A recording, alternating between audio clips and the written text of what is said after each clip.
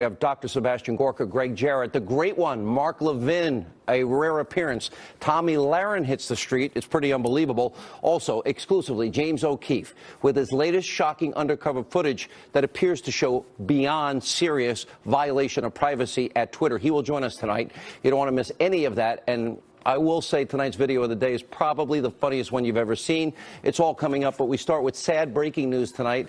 A very disturbing report out of California. They are calling it a house of horrors. Multiple children found starving, chained to beds in a home in Southern California. With the very latest on this horrific developing story, our own Trace Gallagher. This is beyond heartbreaking. You can't even imagine this happens. Yeah, it's horrifying, Sean. It happened in Perris, California, which is in Riverside County, about 70 miles southeast of Los Angeles. Police say they got a 911 call early Sunday morning from a girl who said she'd escaped from her home and that her 12 brothers and sisters were being held captive inside. When authorities first saw the girl, they say because of her emaciated appearance, she looked to be around 10 years old. But she's actually 17. What they found inside the home was even more disturbing. Several children were, quote, shackled to their beds with chains and padlocks in dark and foul-smelling surroundings. Police assumed all 12 found inside were kids, but 7 of them turned out to be adults, ranging in age from 18 to 29. The youngest victim, only 2 years old. According to police, the parents, David and Louise Turpin, couldn't give a logical explanation as to why their children were in this condition. The Turpins were charged with torture and child endangerment, and bail was set at $9 million each. David Turpin's parents told a local news station they are, quote, surprised and shocked at the news. And, of course, Sean, a lot more information yet to come. Trace, do we know the story anything about California. the neighbors? I mean, did they not know there were that many kids and that many people in the house, and they obviously never saw them? It's a great question. And right now you've got news crews out there and you've got investigators combing the scene. The parents are now in jail, and we're going to find out a lot more about what the neighbors knew, if these kids went to school, and what the people in the community might have known about the family. Clearly they had parents who were very surprised at this, what the rest of the community knew about the kids and the adults, and if they ever finished school. That's still to come. Sean. All right. Thanks, Trace Gallagher. There's evil in our time. We'll have more on that developing story. Also new tonight, Democrats, the left, they are in total freakout mode, and they're actually trying to blame President Trump for Hawaii's missile warning false alarm debacle over the weekend. He had nothing to do with it. Here's what happened. During a shift change Saturday at the Hawaii Emergency Management Agency, one employee was conducting a routine test on the alert system. The employee then accidentally sent this live alert out to everybody's cell phone: ballistic missile threat inbound to Hawaii. Seek immediate shelter. This is not a drill. Now, naturally, it created widespread doomsday panic. Some people were running for shelter. Drivers were abandoning their vehicles. Others desperately calling family and friends. For 38 long minutes until the false alert was corrected, more than 1 million people in Hawaii thought they were in imminent danger and that this, in fact, could be the end. Thankfully, it was not. Now, the employee that sent out the false alarm has been reassigned, and I'm sure that person, according to all reports, feels bad. And I know some people want him fired. I do not. I'm glad that employee did not get fired. It sounds like an accident. Accidents happen. And Hawaii, they are working to try and prevent this kind of egregious error from ever happening again. Now, of course, none of those facts, in fact, matter to the left and, of course, Democrats. You have a Hawaii congressman, Tulsi Gabbard, who literally is trying to blame President Trump. If the dog bites, the bee stings, and you're feeling sad, it's Trump's fault. Take a look. This is the reality that people in Hawaii are facing, that there is a nuclear threat coming from North Korea that could come at any time. This is the reality that our country faces, and why our leaders, why Donald Trump needs to take action, negotiate with North Korea, get rid of this nuclear threat so that this is not something that people of Hawaii, in my home state, or this country have to live with. That this could have been a real threat coming in, and we better take this seriously. We've got to resolve this situation and get rid of this nuclear threat, achieve peace, so that this is not something that we have to live with as a new reality. Okay, you see that, CNN? More fake news. And by the way, the Hollywood left, they're also blaming the president. This is insane. Jim Carrey tweeted out an image of a mushroom cloud and wrote, "I woke up this morning in Hawaii with 10 minutes to live. It was a false alarm, but a real psychic warning. If we allow this one man, Gomorrah, and his corrupt Republican Congress to continue alienating the world, we are headed for suffering beyond all imagination." Okay, calm down. And Jamie Lee Curtis tweeted, "This Hawaii missile scare is on you, Mr. Trump. The real fear that mothers and fathers and children felt is on you. It is on your arrogance, hubris, narcissism, rage, ego, immaturity, and your unstable idiocy. Shame on your hate-filled self. You did this." Okay, he didn't. Now, pretty unbelievable, but predictable, totally unhinged, and more proof of the left in this country. They will blame the president. If you get stung by a bee, you have a hangover, it's Donald Trump's fault, not yours, not the bees, even though it's clear he had nothing to do with this. Also tonight, controversy continues to brew over President Trump's alleged immigration comments during an Oval Office meeting. Ed Henry, live from the White House tonight with all the latest details. And Lindsey Graham in a little trouble, I noticed. Ed. Yeah, he's in the middle of this, Sean, no doubt. All of what you just laid out also coming as a growing number of Democrats, led by Congresswoman Maxine Waters, are announcing tonight that they are going to boycott the president's State of the Union address to a joint session of Congress later this month. Congresswoman Frederica Wilson, you see her there, the colorful cowboy hats, who feuded with the president last year, says she'll skip the speech because of what she called, quote, racist and incendiary remarks about Haiti and various African nations. Wilson declaring, quote, "I have no doubts that instead of delivering a message of inclusivity and an agenda that benefits all Americans, President Trump's address will be full of innuendo, empty promises, and lies." That coming before the speech has even been written. Never mind that the president also insists he never said that. Tweeting today, Senator Dickey Durbin totally misrepresented what was said at the DACA meeting. Deals can't get made when there's no trust. Durbin blew DACA and is hurting our military. That from the president. But while two Republican senators in the room, Tom Cotton and David Perdue, suggested yesterday that Durbin did not accurately convey what the president said, another GOP senator, you mentioned him, Lindsey Graham, seemed to take a poke at his fellow Republicans by saying today his own recollection has not evolved like the others, and suggested that he rebuked the president in person for what he said. Interesting, because as the president insisted to reporters over this weekend he's not a racist before he had dinner with House Majority Leader Kevin McCarthy. You see him there in Palm Beach, Florida. Old tape surfaced of Lindsey Graham using a similar slam on countries like Mexico, while Republican Rand Paul came out to say the president, as a businessman before he was in politics, helped fund the eye doctor's humanitarian trip to Haiti and elsewhere. Watch. No, I'm not a racist. I am the least racist person you have ever interviewed. That I can tell you. The people coming across the southern border live in hellholes. They don't like that. They want to come here. Our problem is we can't have everybody in the world who lives in a hellhole coming to America. I asked for donations before I went on the trip, and one of them was to businessman Donald J. Trump, who not only helped with the trip to Haiti, but also helped with a previous trip that we took to Central America. As all this happens, more and more likely we're going to face a government shutdown. The government runs out of funding Friday at midnight, which means if there's not a budget deal by then, Sean, there'll be a government shutdown on Saturday, the one-year anniversary of the president's inaugural, Sean. All right, 2 points, Ed. One, the government never shuts down. Non-essential employees get a furlough, and then they always get paid back. The government really does stay open in spite of what the doom and gloom media says. Sure. By the way, did Rand Paul just say that Donald Trump, who wasn't running for president, cared enough about people from Haiti that he donated money to help in these operations and helped a couple of hundred people? He was an eye doctor before, and still is, obviously, but before he ever entered politics. Rand Paul, known as a doctor, went on these trips. And in fact, he says that Donald Trump, as a businessman, stepped up and funded not just that trip to Haiti, but at least one other trip as well. So these are humanitarian missions that Rand Paul gets credit for, but he's trying to speak out amid this controversy to say the president got involved as well. I haven't heard that on any other newscast. Thank you, Ed Henry. We appreciate it. And all right, without any further ado, it is time for tonight's breaking news, important opening monologue.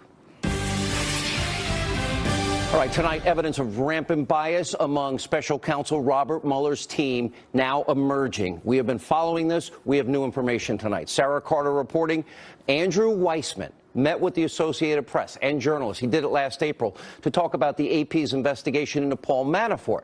The very next day, the Associated Press published a major story about Paul Manafort, thank you, Andrew Weissman, regarding alleged money laundering. Now, sources have told Sarah Carter that in that meeting, the AP reporters, they promised to share documents and information about Manafort with the Department of Justice. By the way, a lot more media collusion that we will be having in coming days. The AP, of course, denying that part of the story. Here's what should be concerning to every American tonight. During the meeting with reporters, Andrew Weissman, the #1 guy appointed by Robert Mueller, the head of the Justice Department's fraud division, and he then later, not long after, joined Mueller's investigation to look into Paul Manafort the next month. And according to Sarah Carter's reporting, Weissman told his superiors about the conversation with the AP, and during that time, he wasn't working on the Manafort case and did not have access to any documents related to it. Here's the thing. Weissman was discussing Paul Manafort with those reporters and then joined Mueller's team where he's leading the case against Manafort. Now, he was prejudging the case, prejudiced. There's a massive conflict of interest. We obviously see what's going on here. And then there's Weissman's disturbing history on top of it. Why would Robert Mueller ever appoint this guy that led the obstruction of justice case against Arthur Andersen Accounting in the Enron scandal back in the 2000s? Tens of thousands of people lost their jobs. They're out of business. Thank you, Weissman. The Supreme Court overturned a ruling, 9-0, in the case. Weissman's job was a mess. And people also, and by the way, exculpatory evidence in one case that he withheld, and also responsible for putting 4 Merrill Lynch executives behind bars. Well, you might not care about Merrill Lynch guys, but guess what? They were innocent. Their convictions also overturned, this time by the 5th U.S. Circuit Court of Appeals. You'd care if it was your family. Did Robert Mueller, did he ever bother to check Weissman's history? No, because he already knew it. They're best friends. And Mueller also didn't seem to mind that members of his investigation donated $50,000 to Obama, Clinton, and the DNC, not 1 penny given to Donald Trump. This is political bias. This proves the investigation has been and continues to be a total partisan sham and witch hunt and an embarrassment if you believe in the rule of law. It is so important tonight, and why I am saying Andrew Weissman not only needs to be fired, but fully investigated. And Robert Mueller has a lot of explaining to do about his team of Democratic witch hunters, and they certainly need to be disbanded. It is why the special counsel needs to be shut down once and for all. And no, the president doesn't need to answer any of their questions because it's so fundamentally corrupt. Congressman Jim Jordan, he is seeing what's going on with Mueller's partisan probe. He is one of a handful of lawmakers that is interested in the truth. He's been asking the right questions. Take a look at the side of your screen. Congressman Jordan will scroll slowly. A list of 18 imperative, crucial questions that need to be answered. I urge you to take a close look at these, and we'll bring it up later in the show. Here's a few that stand out. Was the dossier the basis for securing the FISA warrant to spy on a presidential candidate and on an opposition party and on a president-elect? And why won't the FBI show Congress the FISA application? We know the answer. We just learned last week, sources telling me that at first the FISA warrant was denied to spy on members of the Trump campaign. Very rare for that to happen. Then the dossier was used to then put it over the top, and they got the FISA warrant. We also need to know, did the FBI validate and corroborate that dossier? I'm being told that a Clinton supporter did. How would we trust them?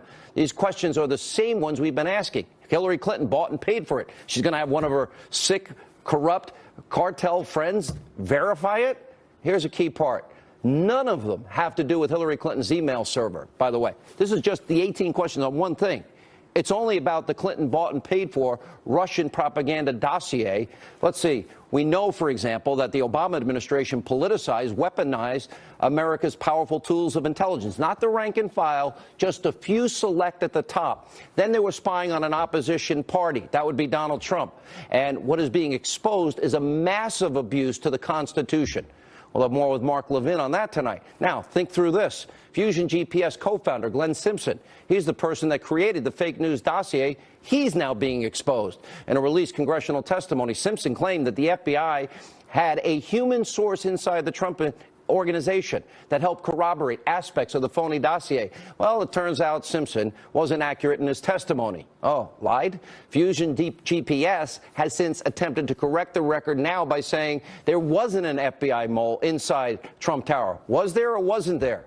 Instead, it was former Trump advisor, they say, George Papadopoulos. And that was blown out of the water because Papadopoulos, if you believe this highly suspect New York Times reporting, started the whole Russia investigation by getting drunk and then running his mouth to an Australian diplomat about Russia having dirt on Hillary Clinton.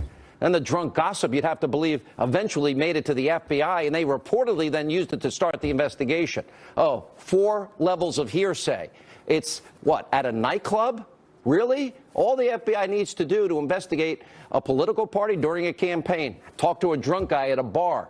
That's why we need answers tonight. And finally, you have a major update on the Uranium One scandal that no one else in the media covers. According to reports, federal authorities have now announced an indictment in the Russian bribery scheme connected to the corrupt deal that gave Putin and Russia and those bad actors control of 20% of America's uranium supply, which we have short supply of.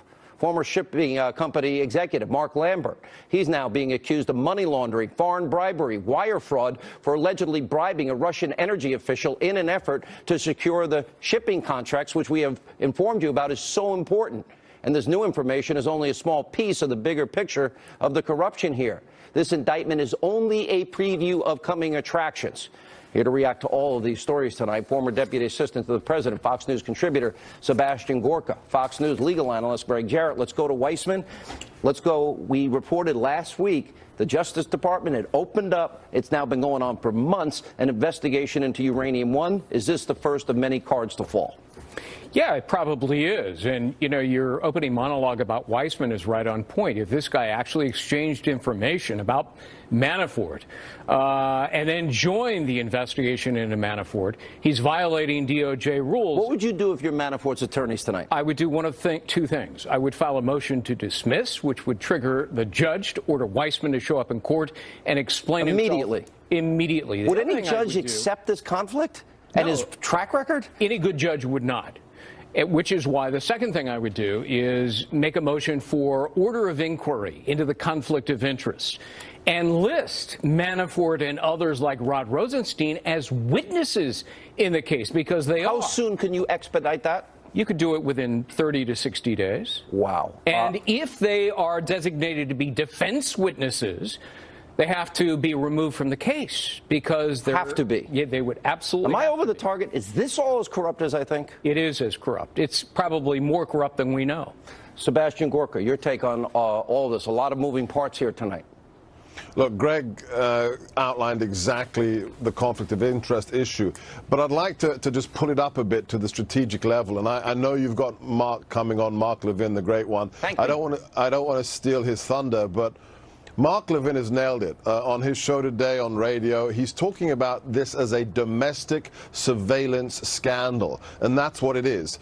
America doesn't have a secret police. It doesn't have an internal police force that spies on its own citizens for political reasons. At least it didn't until President Obama became the president. We now have a story that you can read in the unclassified press about Russian disinformation material being paid for by the FBI and being used to get FISA warrants to spy on U.S. nationals who are part of a political campaign. By the way, and opposition party candidates in an election year, and then spy on the president-elect. All right, I want to ask an offbeat question. Sure. If we know WikiLeaks and Julian Assange, and I've interviewed him 5 times, if we know he's the one guy that knows where he got the information from the DNC, the emails, et cetera. Right. Why hasn't Mueller contacted him? Wouldn't he be the one guy that you'd want to talk to find out if Russia gave it to him? Yes, but that might actually help Donald Trump. And it's pretty clear that that's what Mueller and his team of partisans don't want to do. They want to hurt Trump, not help Trump. They're not searching for evidence. They don't want truth, is what you're saying. No, you're saying they don't want the truth. No, they would prefer to subvert the truth. I feel like I'm Jack Nicholson. You can't handle the truth. You're right. Sebastian, last word. There are a handful of large political scandals in American history. JFK's assassination, then we have Watergate, and then we have the Pentagon Papers. I think this scandal will turn out to be one of the biggest political scandals in the history of the United States. I talked to a high-ranking individual today, won't tell you who, said this makes Watergate, in terms of Pfizer surveillance abuses alone, look like kindergarten. I agree. This will be up there with the assassination of JFK. This is how big this is, the political targeting of your enemies using the intelligence services. That's the key. They did it to win an election and then overturn a duly elected president. Good to see you. You agree with that? I agree. It's undermining electoral democracy and blatantly subverting justice. Where's the media, Greg? I'm not the only one. It doesn't fit with their narrative. Good point. All right, thank you both. When we come back, Project Veritas is James O'Keefe. He's here tonight. Shocking new undercover videos that you must see showing one of the most influential companies in the world abusing power, and the great one. Thank me. God bless us. Monica Levin coming up. Two planes have crashed into the World Trade Center. You know what happened. So last week we told you about Project Veritas and its undercover investigation into whether or not Twitter, I think I have 3.2 million followers, are targeting conservatives. Now, we played you the shocking undercover videos. One showed conversations with two Twitter engineers who explained the tech giant's ability to shadow ban users and how algorithms have been used to disproportionately target conservatives on Twitter accounts. Now, we haven't independently verified, but you get to decide yourself. Here's the video. One strategy is to shadow ban so that you have ultimate control. The idea of the shadow ban is that you ban someone but they don't know they've been banned because they keep posting but no one sees their content. Go to a random tweet and like just look at the followers. Yeah. It'll all be like guns, God, America. Like I mean the American flag or like the cross. Yeah, no one really America. No. Like who says that? Who talks like that? It's for sure a God. Like majority of the algorithms are against conservatives or liberals. I would say the majority of it are for Republicans because they're all from Russia and they wanted Trump to win. So you'd mostly just get rid of conservatives. I knew that. Yeah. Now, at the time, Twitter spokespeople told us, the Fox News Channel and the Hannity show, the individuals depicted in the video were speaking in a personal capacity, do not represent or speak for Twitter. Now, the spokesperson went on to write that Twitter does not shadow ban users, but does in some cases limit tweet visibility.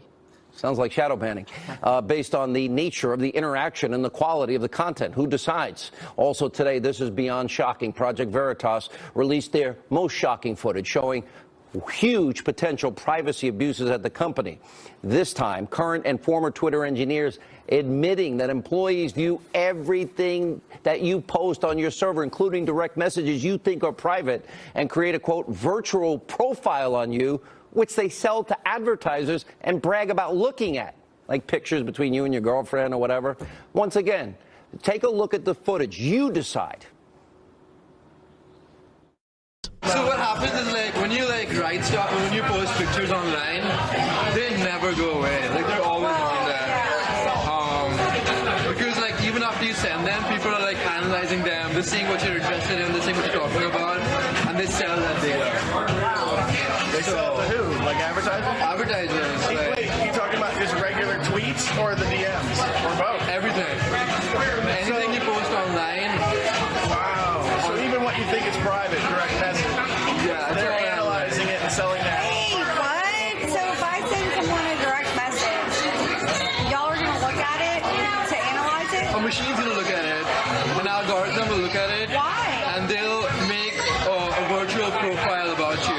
To actually charge advertisers for money, we have to prove it was you, and that's why using like an email address or like a cookie, something that can track you, that's more like it. If you go to Twitter for the first time, we have information about you.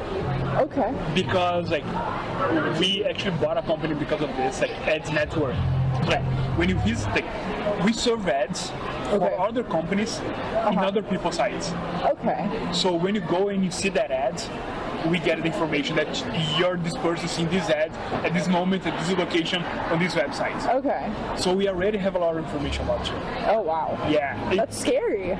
Yeah. Like, I mean, what if that fell into the wrong hands? How would you protect people from that? You don't. You don't? There's no way. It is creepy Big Brother. Like creepy Big Brother. I mean, it's like a level of like I don't want to say freaks me out, but it disturbs me. You have access to DMs at Twitter? Oh, I do. Yeah. Okay. So when people have access to this stuff, they can leak it. It happens. Oh yeah. And it's a genie out of the bottle kind of thing after that point. You know, sure, I could fire them. Heck, I could probably even sue them in some cases. Yeah. But the genie's already out of the bottle. All right, so we reached out to Twitter today for a comment on this new footage. In response, they gave us a link to their privacy policy posted on their website and said we could use the same statement they shared last week with us, that the individuals in the videos were speaking in a personal capacity and do not represent or speak for Twitter. All right, you see this book right here? He's the author of this brand new book, American Pravda. This is an important book. My Fight for Truth in the Era of Fake News. James O'Keefe is with us. Let's start with the videos, then we'll get to the book. Okay, they're talking about shadow banning, yeah, but it's worse. Direct message, there's an expectation of privacy. Yeah, Twitter bills itself as the public town square, and in today's video, they're actually talking about looking at your private, intimate messages between you and your girlfriend, your wife, and they're storing this on a database, and they're sharing these messages, they're laughing at them, they're bragging about ruining relationships with these messages. Like you could bring it to divorce court. That's what they say in the video. These engineers are on tape. I don't know how many people can speak in a personal capacity. It's become widespread now. It's unbelievable. You would think they get fired for these things. Well, now they've learned my MO, so they may be firing them quietly, but that's why it's so important, Sean, that you reach out to them for comment. And it's amazing because we've got 9 different engineers and executives on tape talking about shadow banning or censoring people so your friends can't see the messages. And now they say they have hundreds of engineers that go through private direct messages. That's unbelievable to me. Unbelievable. And there is an expectation of privacy. You know, look, the media hates you. Fair statement? I would say it's an understatement. Okay, understatement. This is stuff Mike Wallace used to do and other media used to do, but it's expensive because you get sued a lot. It's hard. It's difficult, Sean. Upton Sinclair, the Chicago Sun-Times, many of these muckraking journalists throughout the 20th century actually did this. They used to do it. And it's gone. There's this new movie out, The Post, Tom Hanks. I mean, they talk about... And you try to release all the tape in terms of, you selectively edit. Is that true? Well, we certainly release most of the tape as much as we can without compromising our sources and methods, but the media releases no tape and asks us to believe anonymous quotes and single-sourced quotes. Remind people how successful you've been with Acorn, going back to that. I mean, the first time I interviewed you, you were dressed as a pimp in a video. Yeah.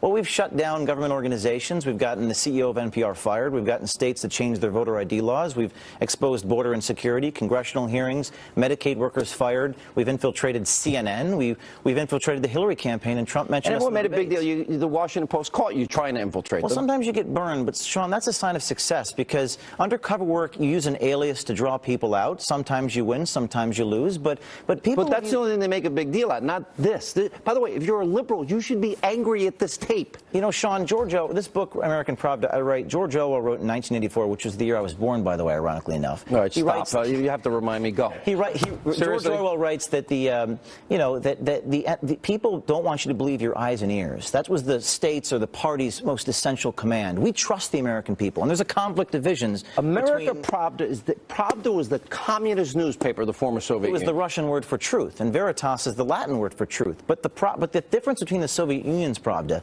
and the American media is people in the Soviet Union knew they were being lied to. In this country, people don't believe how bad it is. And this story is a rollicking adventure story about a ragtag team of citizens. You also give a lot of history. Power. And I will tell you that your success speaks for itself. And I look at it as a badge of honor that I'm hated so much, so I think you should too. I warned you in your first thing, don't look at social media. You reminded me in the book I had said that to you. I'd forgotten. And also I said, make sure you dot your I's and cross your T's. And we have a dozen lawyers now, and it's expensive.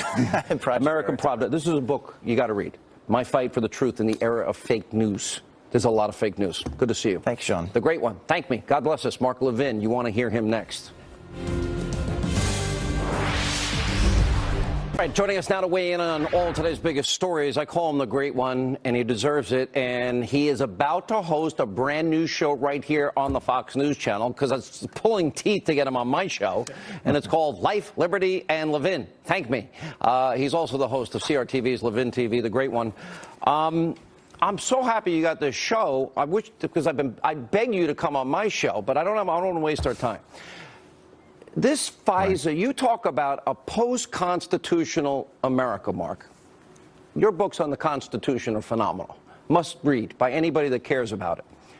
And we're seeing a presidential candidate fix a primary who gets an exoneration before investigation with Comey and Strzok. I'm talking about Hillary, who then tries to fix by buying, bought and paid for Russian propaganda.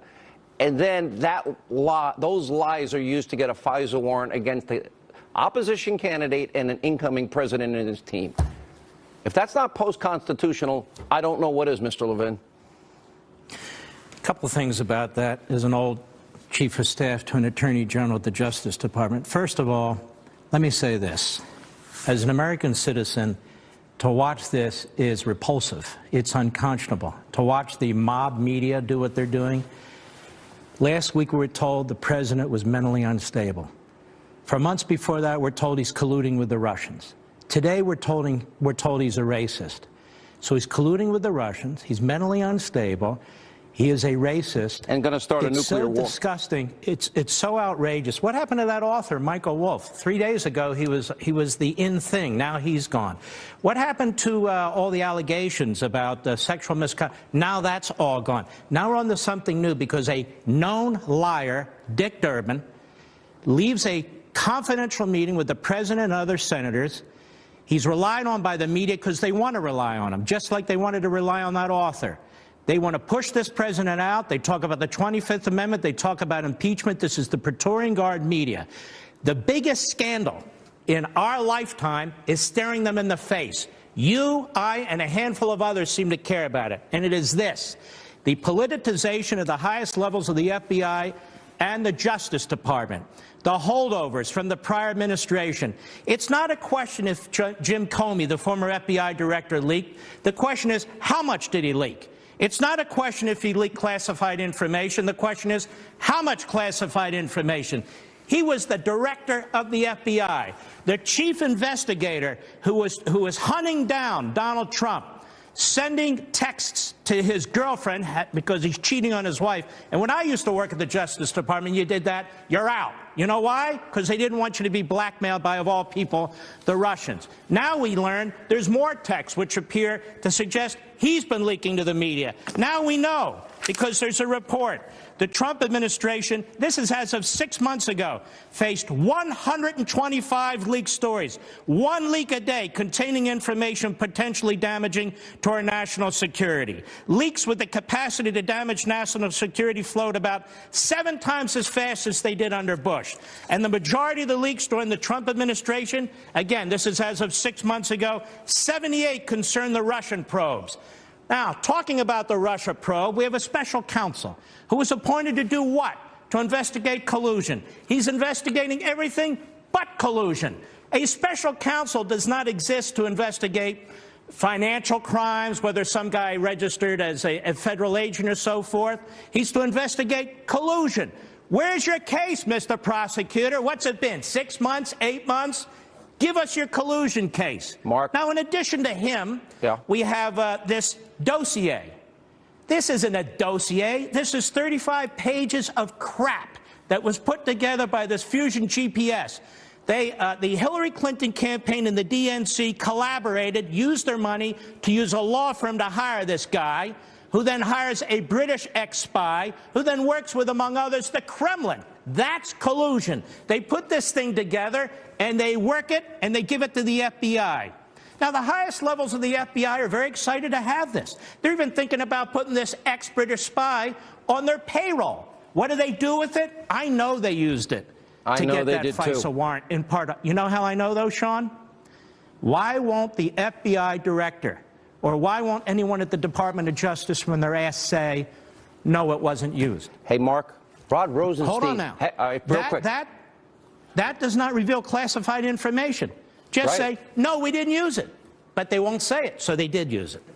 They absolutely used it. We confirmed last week that they used it. I had one report that said it was what pushed it over the top. Rod Rosenstein went into Speaker Ryan's office, according to my reports, and begged him, oh, please don't make us turn over stuff. Here's my question. It's the last question. You have a minute to go. This is why I want you on every week. We have a media that, oh, they put Woodward and Bernstein on a pedestal. And by the way, they did work, good work, interesting work, truth. And a media that now is so biased, abusively so, complicit even. They talk about Watergate. Mark, this was about influencing a presidential election. We're using FISA warrants, Russian propaganda, Hillary DNC bought and paid for. I think it's much bigger on a scale that we don't even know yet, and it will be much bigger. You know, to get a FISA warrant, you need to have probable cause that somebody is an agent or acting as an agent, in this case, for Russia. Can Mr. Mueller, can anybody at Justice tell us exactly who the Russian agent was on the Trump campaign? There wasn't any Russian agent. I don't know where the hell this FISA judge is, but he or she should be furious and should be demanding answers to this. As for the media in this country, we have a free press. That's fine. We also have a stupid press, a very liberal press, a partisan press. I mean, when I watch this guy, Brian Stelter, who I really, or this Don Lemon, or over there, the Morning Schmo and Mrs. Schmo over there on MSNBC and so forth. You call that press? I call that a joke. I won't give it away.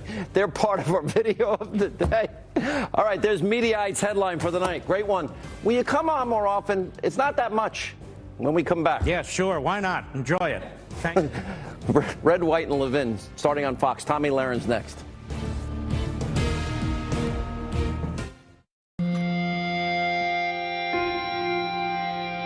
$75 million of us. All right, so last week, Tommy Lahren told us that the people of West Hollywood, California, were not exactly friendly when she asked them about immigration. So Tommy went back to West Hollywood to ask people, well, what their problem is with Fox News and people like me and her. Take a look.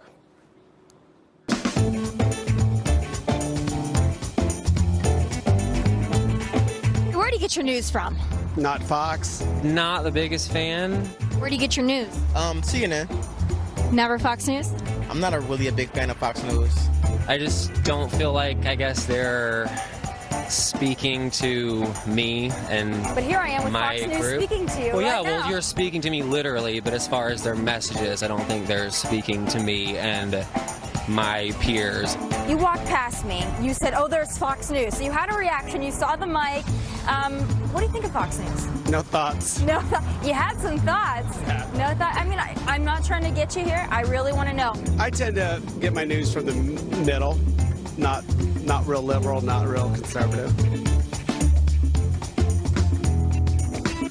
Have you ever seen my videos on Facebook? I have. What do you think when my videos come across your feed? I give everybody a chance. I'll listen.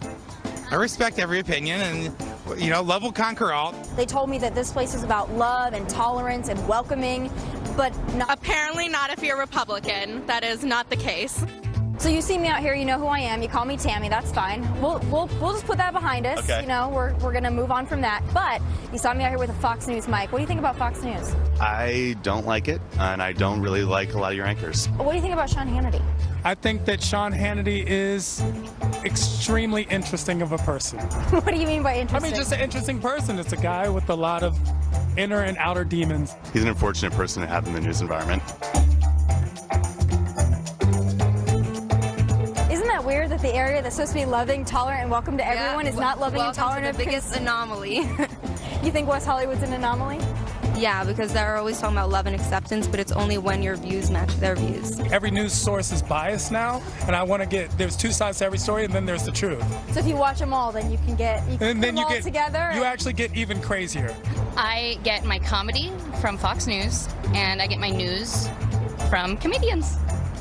I just want to go back to what you said, though, when you first saw me. You couldn't help yourself. You had to call me Tammy. Do you think that was 100% respectful? I'm sorry if that hurt But your if we're going to feelings. respect each other, I mean, I would never call you someone outside of your name if I didn't even know you. I mean, Well, baristas get my name wrong all the time, so yeah, I mean, they get mine wrong, too, but you deliberately got mine wrong to be me. Right, I'm sorry about All right. that.